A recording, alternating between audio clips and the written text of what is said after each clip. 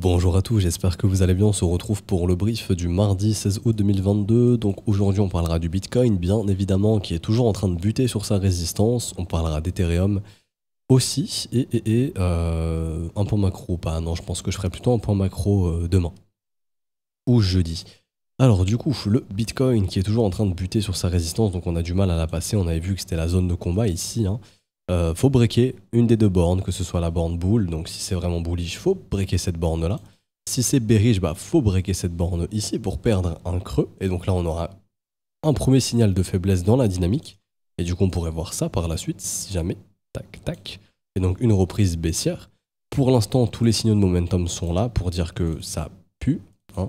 Quand il y a autant de divergences baissières qui se forment comme ceci, ça montre vraiment un signe de faiblesse. Maintenant, ça peut être interprété de deux façons. Soit les vendeurs sont plus présents et du coup, il n'y a plus assez de force vendeuse pour créer des dips profonds sur ce marché. Et on est en train d'assister en fait à une accumulation lente. Donc c'est-à-dire qu'on essaye de maintenir les prix le plus bas possible et d'accumuler un maximum de supply à un bon prix pour par la suite pousser ce marché et le revendre à un meilleur prix. Ce qui peut être tout à fait possible. Pourquoi?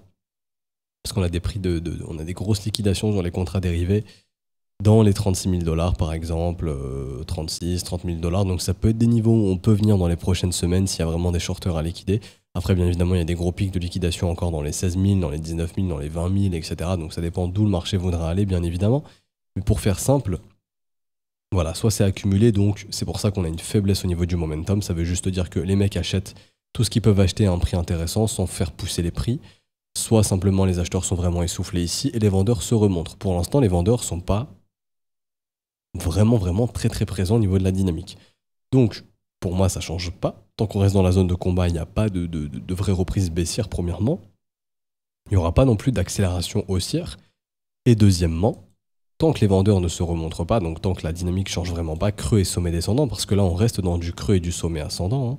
Donc, creux, sommet ascendant, creux ascendant, sommet ascendant, creux ascendant, sommet ascendant, creux ascendant, sommet ascendant, creux et sommet ascendant. Si on entre dans une dynamique comme ça, on fera du sommet, creux ascendant, sommet descendant, creux descendant. Donc le changement de dynamique, il intervient quand on fait ce qu'on appelle le M. Le M qui est le signal que la dynamique s'inverse. Sommet, creux ascendant, sommet descendant, creux descendant. Ok? Et donc la confirmation du creux descendant se fait une fois qu'on casse ce niveau. Donc ça, c'était au niveau de la dynamique de prix. Donc pour l'instant, la dynamique reste haussière. Maintenant, grosse vigilance parce qu'on a un momentum qui diverge depuis très longtemps. Si j'étais acheteur par exemple, que j'avais acheté, je sais pas, dans ces eaux-là, je prendrais des profits vers ces niveaux de prix. Je sécuriserais au moins mes positions. Si je suis investisseur long terme, je m'en fiche. Enfin, je m'en fiche. Si je peux par exemple vendre un petit peu de Bitcoin ici et me dire bon, je remets un ordre là-bas, si c'est fil, j'augmente mon bac de Bitcoin, très bien. Ce que je dois vendre ici, je dois pas le regretter en tant qu'investisseur. Si je le vends, c'est que je peux m'en débarrasser. Je me dis au mieux, je rachète ici. Si jamais le marché repart, bon, j'ai pris une petite plus-value et c'est pas grave. Peut-être que je pourrais racheter ça dans un autre asset par la suite que je trouverais plus intéressant. Imaginons. Parce que je le rappelle quand même que le Bitcoin est en zone de rechargement long terme, c'est des zones d'accumulation long terme. Ça veut dire que vous achetiez maintenant ou dans un an si le prix est toujours ici, techniquement ça reste intéressant. Après, si on ajoute un petit peu de fondamental, on va parler de valeur intrinsèque. Ici, on va prendre le prix de production. On est sur environ, parce que oui, la difficulté du Bitcoin a diminué, donc c'est ce qui fait que le prix de production se réajuste tout simplement. On est aux alentours entre du 16 000 et du 9 600 dollars en termes de prix de production. Bon, là, je suis basé sur un kilowattheure de 0,03. De base, c'était sur 0,05, mais c'était basé sur le kilowattheure chinois. Vu que quasiment tout le mining s'est cassé de la Chine, ben, on est obligé de réajuster. Et je crois que maintenant, c'est aux US. Et là-bas, je crois que c'est du 0,03 par kilowattheure. Donc, en gros, ça doit donner un prix de production moyen. Allez, si je prends une grosse tranche, entre 20 000 et 10 000 dollars. Voilà, voire 9 000 dollars. Donc ça, pareil, tous les niveaux de prix entre 20 et 10 000, si jamais on y vient, pareil, pour l'investissement long terme, c'est très bien. Là, si vous pensez investissement long terme, il faut plus poser 6 milliards de questions. Si vous êtes en mode DCA, vous achetez, tant qu'on est dans les zones de rechargement, vous pouvez placer des ordres d'achat toutes les semaines, tous les mois, peu importe. Là, je m'adresse plutôt à ceux qui vont faire du day trading ou du swing trading. Et si vous avez fait un swing et vous étiez par exemple positionné ici à l'achat, vous êtes rentré un peu tard par ici, là, il faut penser à sécuriser les positions parce qu'il y a des signes de faiblesse. Je ne dis pas que le marché va se retourner ici absolument. Il y a des signes de faiblesse. Et quand on regarde tout ce qui est spread futur, etc., on voit une anomalie. On voit que les spreads ne sont pas en accord avec le mouvement qu'on a ici. Je peux vous montrer ça rapidos. Où est-ce que j'ai ça? Alors, ça va être ici. Hop, ça, on peut retirer, on s'en fout. Tac. Donc c'est là. Pour faire très simple, les prix montent, les spreads chutent. Ça, c'est signe d'une anomalie. C'est-à-dire que la demande ne suit pas. Donc deux interprétations possibles. Ça reflète aussi le sentiment. Donc les gens sont soit pessimistes, et du coup ne croient pas en se rallier haussier, et c'est ce qui fait qu'on est actuellement dans le déni, et qu'on aura une accélération des prix, ok, et que ensuite les spreads vont remonter, et là les gens seront ok avec la direction, et ensuite viendra l'euphorie, et donc un top se mettra en place pour un retracement. Ou deuxième possibilité, c'est que les gens ne sont pas du tout dans le déni, les investisseurs ne croient pas du tout en ce rallye, la demande n'est clairement pas présente, et du coup c'est un fake rallye. Et on aura la confirmation, si la dynamique s'inverse, que c'était un fake rallye, parce que là, depuis environ fin juillet, il y a clairement une anomalie où les spreads chutent et les prix montent. Ce qui veut dire que là, la demande ne suit pas. Donc, comme j'ai dit, soit fake rallye, soit les gens sont dans le déni. Ça va dépendre de la dynamique à l'instant T. Tant que la dynamique reste ainsi, ça signifie plutôt que les gens sont dans le déni, et s'il n'y a pas de changement de dynamique, ça sent l'accélération haussière par la suite. Donc en gros, le breakout de cette zone, je vais y arriver. En gros, le breakout de cette zone, on fait une sorte de triangle ascendant. Voilà, tac, tac, tac, tac, pression sur résistance, bam, gros breakout. Et donc là, le sentiment bullish qui revient, ou en tout cas le sentiment d'optimisme qui revient. Et plus le prix accélère, ou plus on monte, plus le sentiment s'intensifie jusqu'à devenir de l'euphorie. Et donc là, on aura un top, ok? Par contre, si on fait tac, tac, tac, bon bah là ça confirme bien ce que nous disaient déjà les spreads. Les spreads sont déjà dans cette forme ici, indiquent qu'il n'y a pas de demande, que la demande est trop faible et que du coup ce marché est en train de toper ici et que la dynamique va bientôt s'inverser. Donc c'est pour ça vraiment vigilance, vigilance sur Bitcoin, etc., etc. Et du coup on est plutôt porté vers Ethereum. Pourquoi je dis ça? Parce qu'il suffit de regarder juste les intérêts en fait au niveau des open interest. Quand vous regardez l'intérêt qu'on a sur Ethereum, donc là c'est l'open interest, donc l'intérêt ouvert, le prix bouge, mais l'open interest explose. Donc là, les gens se positionnent avant merge, en fait. Et si on regarde Bitcoin, Bitcoin a un intérêt très faible, lui. Vous voyez la différence entre Bitcoin et Ethereum? Donc c'est plutôt Ethereum qui porte de l'intérêt, qui trouve de l'intérêt dans ce marché. C'est pour ça que Ethereum m'intéresse beaucoup à l'analyse, bien évidemment. Et du coup, ici, quand on regarde Ethereum, lui aussi se met doucement mais sûrement à enchaîner les divergences. On peut en enchaîner une nouvelle dans les prochains jours, ce qui témoigne de signes de faiblesse au niveau de la dynamique de prix.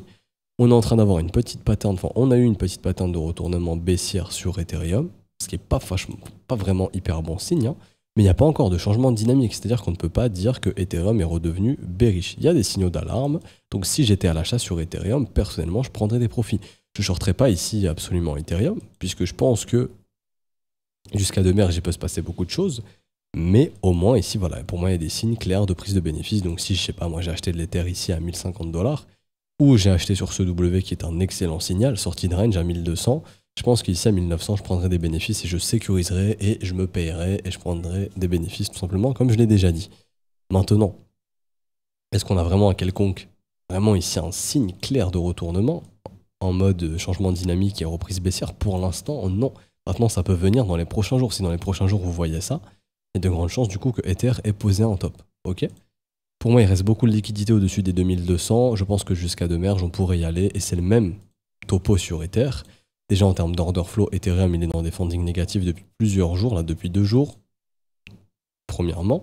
Deuxièmement, les spreads d'Ether, pareil, c'est exactement pareil. On est en backwardation, c'est-à-dire que là, carrément, le sentiment est très pessimiste et les spreads ne sont pas du tout en accord avec ce mouvement. Donc, soit c'est un faux mouvement, soit les gens sont très bearish. Et c'est un petit peu ce qu'on avait eu de mémoire. Où est-ce qu'on avait eu ça? Alors, ici, où les gens étaient très pessimistes, et bam, grosse accélération de prix, ici. Donc c'est ce qu'on pourrait peut-être avoir, ok? Et je dis pas que ça va arriver, mais je dis juste qu'encore une fois, tant que la dynamique reste haussière et qu'il n'y a pas vraiment de signe de retournement, les gens sont dans le déni, sont pessimistes, pourtant la dynamique et la tendance, là, quand je parle de tendance, hein, je parle de la tendance, de cette tendance, pas de la tendance majeure. On est bien d'accord que la tendance majeure est plutôt baissière. Si on parle depuis le top, on est clairement dans du sommet descendant pour l'instant et dans du creux descendant. Donc ça, il n'y a pas 6000 questions à se poser. Oui, la tendance majeure, tout ça, c'est baissier, mais la tendance court terme qu'on est en train d'initier ici, elle est toujours celle-ci haussière. Et au sein de cette petite tendance haussière, pour l'instant, les gens sont très pessimistes. Donc soit ça signifie une faible demande et ce rallye est faux, soit ça veut dire que par la suite, on va rester dans le déni et on aura une accélération. Et là, le sentiment pourra se changer. et les gens deviendront optimistes et ensuite euphoriques, et donc là on aura un top qui se dessinera. C'est un petit peu aussi comme le Bitcoin en 2019 quand il avait fait son W weekly. Les gens étaient très pessimistes jusqu'à 6, 7 000, 8 000 dollars, et après quand on est parti en ligne droite jusqu'à 14 000 dollars, quasiment 13 800, les gens ont switché, sont devenus complètement bullish. Je sais pas si j'ai ces spreads, parce que OKEx en fait ont changé leur formule, donc on n'a plus les spreads de l'époque. Donc je sais pas si je peux vous les sortir, je crois pas malheureusement. Mais si vous regardez, non, je faisais pas de brief encore à cette époque-là, mais sur Discord, je mettais ces informations.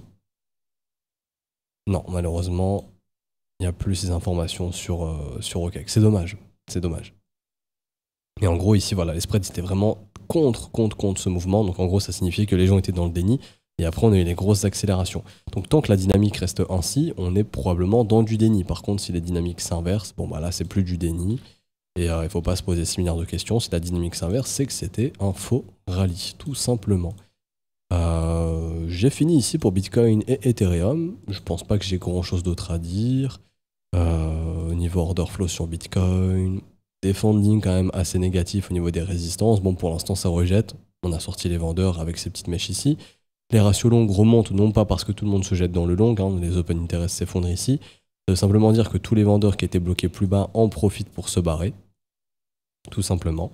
Et que les acheteurs, eux, restent dans leur position. Donc, ce qui fait que si jamais on commence à bouffer des creux, il y a beaucoup de stops et de liquidations sous ces creux, et du coup, ça pourrait inverser la dynamique par la suite. Donc, il faut faire très attention à ça. Mais vous voyez ici, quand il y a des hausses d'open interest et qu'on revient vers ces valeurs, ici, là, bon, on a en fait le ratio short qui s'effondre. Donc beaucoup de gens qui sont venus shorter ici, qui en ont profité pour sortir de leur short. Maintenant, est-ce qu'ici on a des gros signes de retournement?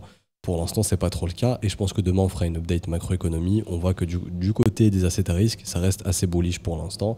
Donc c'est ce qui pourrait pousser les cryptos à continuer d'aller plus loin. Maintenant, on a clairement ici un signe de faiblesse. Est-ce que ça traduira une inversion de tendance? Ça reste à voir. Donc c'est plutôt ça la thématique du brief. On a des signaux de faiblesse. Est-ce que ces signaux pourront inverser la tendance court terme? Donc on parle de cette tendance ici. Ou non, on verra ça du coup dans les prochains jours s'il y a vraiment des signaux ensuite de vrai retournement. Du coup, on s'arrête ici pour aujourd'hui. J'espère que ça vous aura plu. Si c'est le cas, n'hésitez pas à laisser un petit pouce bleu, à vous abonner si ce n'est pas déjà fait, à nous rejoindre sur Discord. Je vous mets le lien en description, en commentaire. C'est totalement gratuit, vraiment, n'hésitez pas. Si vous souhaitez rejoindre l'école et vous former, il y a tout qui est expliqué dans le salon Bienvenue, les adresses, les modalités de paiement, comment procéder, etc. Donc tout expliqué juste dans ce grand message, il suffit de le lire et tout y est expliqué. Si vous avez une quelconque question, n'hésitez pas à la poser sur le Discord ou en commentaire, j'y répondrai. Si vous avez procédé au paiement comme d'hab, vous pouvez juste envoyer le TXID à tous les profs, le premier qui le voit le valide et vous avez votre rôle élève hyper rapidement. On se retrouve donc demain ou jeudi pour une prochaine update. Bonne journée à tous, ciao ciao.